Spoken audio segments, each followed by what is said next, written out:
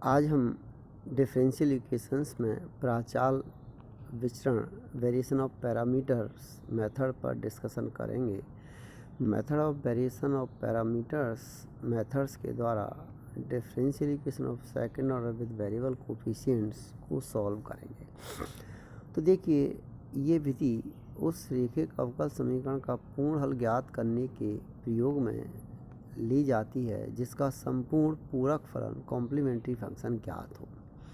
इस विधि के अंतर्गत आपको संपूर्ण complementary function total complementary function ज्ञात होना चाहिए। इसमें एक ऐसी विधि का अध्ययन किया जिसमें पूरक फलन का केवल एक भाग ज्ञात करना आवश्यक हो। यानी सबसे पहले हमने एक ऐसी विधि का अध्ययन किया था निरीक्षण के द्वारा बाई इंस्पेक्शन, जिसमें पूरक फलन का केवल एक ही भाग ज्ञात होना आवश्यक था। उसके आधार पर हम उसका दूसरा भाग ज्ञात करते थे और कंप्लीट सॉल्यूशन निकालते थे।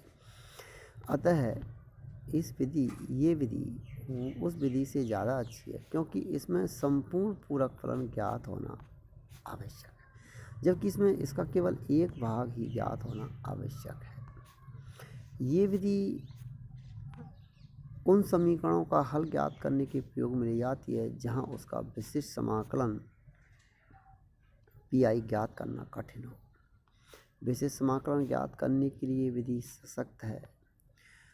कहने का मतलब, जब हमने पूर्व में जो विधि अध्ययन किया था, कई बार पिछली जो विधियों से सवाल का हल नहीं निकाला जा सकता हो, तो ऐसी स्थिति में हम प्राचाल विचरण की जो विधि है वेरिएशन ऑफ पैरामीटर्स मेथड को काम में लेते हैं।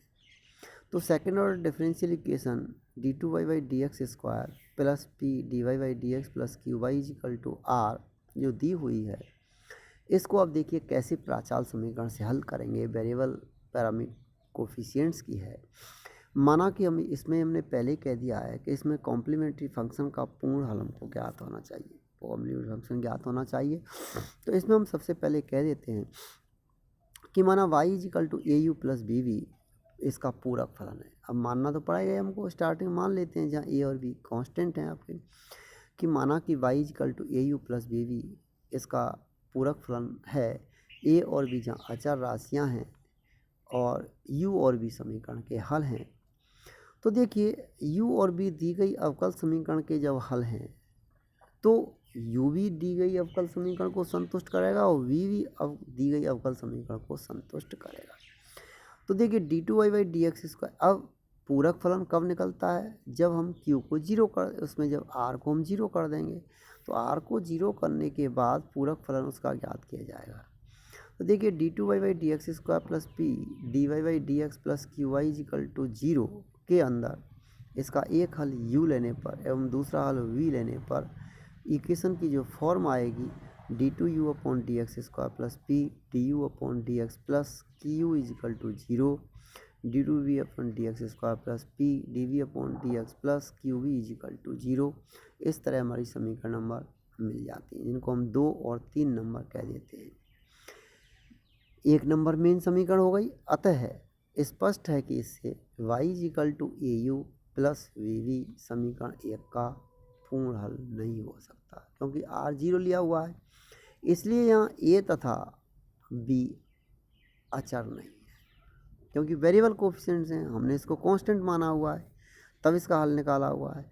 तो a और b जो राशियाँ हमने ली हुई हैं वो इसका पूर्ण हल नहीं हो सकता, परंतु चर राशि हैं a और b के स्थान पर अज्ञात फलन ax तथा bx रखकर इसके मान को ज्ञात करने का प्रयास करते हैं। अब हम चूंकि ये ले रहे हैं कि y equal to A you plus B V, small A और स्मॉल वी को हमने कांस्टेंट माना, चूंकि ये small A U small B V, तो इसका मतलब y equal to A you plus B we इसका पूर्ण हल नहीं हो सकता, क्योंकि हमने इसको कांस्टेंट माना है कोफिशिएंट को, डिफरेंशियल इक्वेशन के कांस्टेंट को, जबकि डिफरेंशियल इक्वेशन के कोफिशिएंट कैसे हैं? वेरिएबल है। तो इसलिए हम इनको वेरिएबल मान करके प्रयास करते हैं, स्मॉल ए की जगह पर कैपिटल ए और स्मॉल बी की जगह पर कैपिटल बी एक्स, यानी इनको एक्स के फलन मान करके ले लेते हैं। इसलिए समीकरण का जो हल होगा, प्रिमिटिव जो होगा, कॉम्प्लीमेंट्री फंक्शन जो होगा, y equal to A you plus B v. अब आप देखिए, इसलिए d Y by D x इसको हम x के विद रेस्पेक्ट x डिफ्रेंशिएट करते हैं, तो a D you upon D x plus U D A upon D X, 2 बार होगा, ए भी होगा यू भी होगा, plus B D we upon D x plus B D we upon D X. A तथा बी अज्ञात फलन है, अतः इसकी संबद्ध करने वाले 2 समीकरणों का होना आवश्यक है। ए और बी का तो हमको मान ज्ञात करना है, इसलिए इनके 2 समीकरण होना आवश्यक है, तभी इनके मान ज्ञात होंगे, अदरवाइज तो संभव ही नहीं है। माना ए और बी का हम चयन करते हैं, तो इनके मान ज्ञात करने के लिए हमको ए और बी का चयन करना पड़ेगा। ए और बी का चयन कैसे करते हैं कि u D A upon D x plus v, इस समीकरण को हमने यू वी में अलग अलग रख लिया, तो u D A upon D x plus we d we upon D x is equal to 0 मान लिया, और इसको हमने लिख दिया u a one plus we we one equal to 0। अब आप देखिए इक्वेशन नंबर 5 जो हमारी दी हुई थी, d Y by D x is equal to a d you upon D x plus U D A upon D x plus we d we upon D x plus we d we upon D x, number 5 इसके अंदर हम रख देते हैं, तो D Y by D x is equal to हमको मिल जाएगा a d you upon D x plus we d we upon D x. इसको हम इक्वेशन नंबर 7 कर देते हैं। 6 हमने u a one plus we we one equal to 0 मान लिया हुआ है।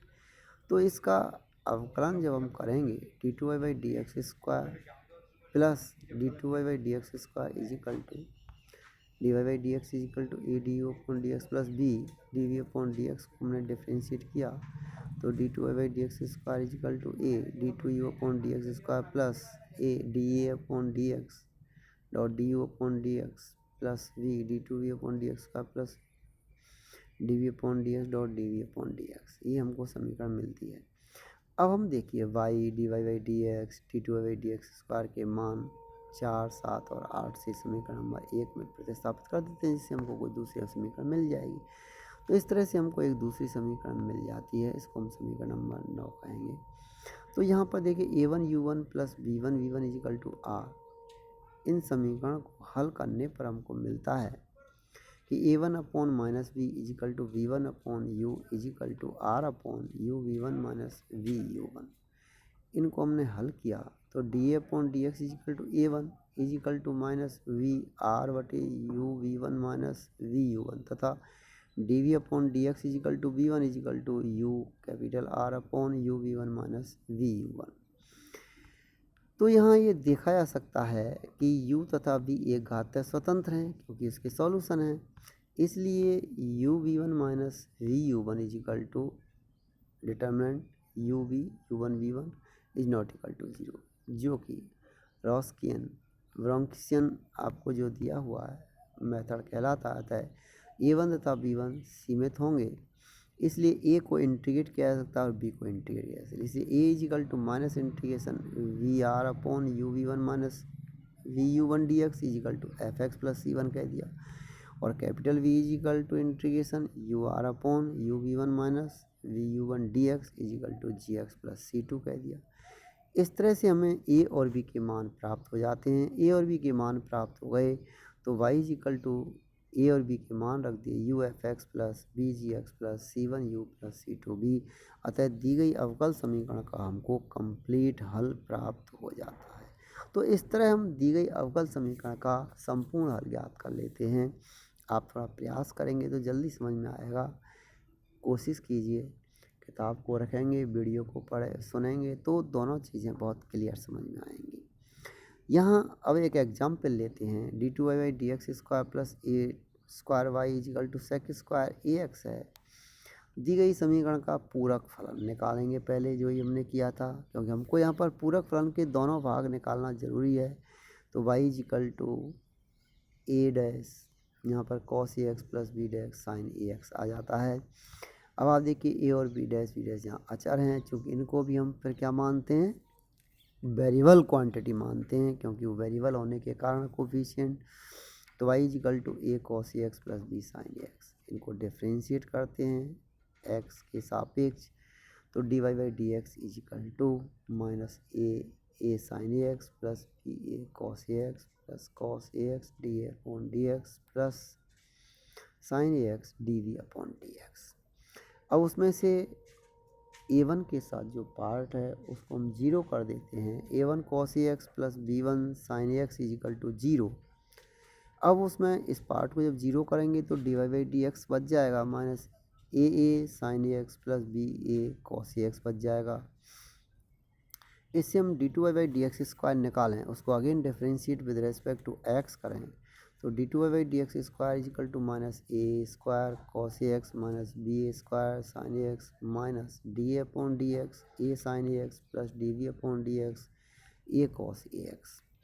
इन सब के मान अब हम समीकरण एक में रख दें तो समीकरण एक हमको मिल जाती है minus a one a sine A x plus B one a cos A x is equal to sec a x. अब इन दोनों समीकरण को हल कर लेते हैं 3 और 4 को, जिससे हमको a1 और b1 प्राप्त हो जाता है। a1 का मतलब डी अपॉन डी एक्स है, b1 का मतलब d B upon D x है। इनको x के सापेक्ष हम समाकलन कर देते हैं तो a equal to minus 1 upon a integration 10 d x plus c1 और b equal to 1 upon a integration d x plus c2 integration कर दिया, इसलिए y equal to A you plus B v में दोनों के मान रख दिए और इस तरह हमें दी गई अवकल समीकरण का कंप्लीट हल प्राप्त हो जाता है। तो यहाँ मेन चीज़ जो समझने की है, थीम जो हमारे समझने की बात है वो ये हमको सबसे पहले फर्स्ट ऑफ ऑल कंप्लीट उसका कॉम्प्लीमेंट्री फंक्शन फाइंड आउट करना है। जब complete complementary function find out हो जाता है तो उसके अंदर जो कांस्टेंट C1 C2 प्राप्त होते हैं उनको वेरिएबल क्वांटिटी कर देते हैं विद रेस्पेक्ट टू एक्स। उसके बाद उसको हम डिफ्रेंशिएट कर देते हैं, तो जो कांस्टेंट को डिफ्रेंशिएट किया उस पार्ट को उसको जीरो कर देते हैं तो D Y by D X के अंदर हमको A U one plus we we one प्राप्त हो जाता है। इसको हम अगेन डिफ्रेंशिएट करते हैं, फिर दी गई अवकल समीकरण में इनके मान सब्स्टिट्यूट कर देते हैं और एक हमारे पास में A one you plus B one V is equal to zero लिया हुआ है। उन दोनों समीकरणों को जब हम हल करते हैं तो a1 और b1 की वैल्यू मिल जाती है। a1 का मतलब डी अपॉन डी एक्स है, b1 का मतलब d B upon D x है। दोनों को हम फिर x के सापेक्ष इंटीग्रेट करते हैं, a और b के मान मालूम हो जाते हैं। इस तरह हम दी गई अवकल समीकरण का कंप्लीट प्रिमिटिव ज्ञात कर लेते हैं और हल निकाल लेते हैं। ओके, इसमें कोई प्रॉब्लम होगी तो आप पूछ लेना, नेक्स्ट डे पर टर्न करेंगे। ये चैप्टर आपका समाप्त हो गया, एक यूनिट यहाँ पूरी हो जाती है, नेक्स्ट यूनिट पर विचार करेंगे। ओ